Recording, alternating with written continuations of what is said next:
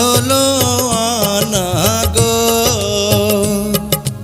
ও ও সখী বলি যে তোমায়, এই বয়সে একা থাকা বড় দায়। আরে এই বয়সে